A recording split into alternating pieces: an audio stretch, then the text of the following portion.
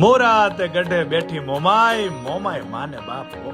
કહેવાય છે કે સૌરાષ્ટ્રમાં જાડેજાઓ રહેતા હતા, જેમને અંદરો અંદર મતભેદ થતા કેટલાક કુટુંબો કચ્છ તરફ ચાલી નીકળ્યા. રસ્તામાં વિશાળ રણ આવતા તેઓ તરસે ટળવળવા લાગ્યા અને કુળદેવીમાં મોમાઈને યાદ કરવા લાગ્યા.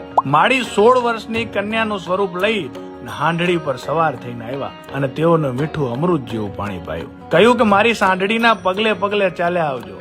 આગળ જતા એક ટીંબા પર હાંડડીના પગલા લુપ્ત થઈ ગયા અને માતાજીની સ્વયંભૂ મૂર્તિ, ચુંદડી, શ્રીફળ અને ત્રિશૂળ મળી આવ્યા અને જાડેજા કુટુંબોએ ત્યાં જ માતાજીની દેરી બનાવી. મોમાઈ માએ મોર થઈને રસ્તો બતાવ્યો હોવાથી આ જગ્યા મોમાઈ મોરા નામે પ્રસિદ્ધ થઈ.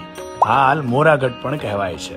મોમાઈ મા પર રબારી, ભરવાડ, જાડેજા, કારડિયા, રજપૂત, વાઢેર, પટેલ તેમજ અન્ય સમાજો અનન્ય શ્રદ્ધા ધરાવે છે અને માતાજી ઘણાના કુળદેવી પણ છે. આપ પણ ક્યારેક આવજો મારી મોરાગઢ વાળી મોમાઈના દર્શને. જય મોમાઈ માં.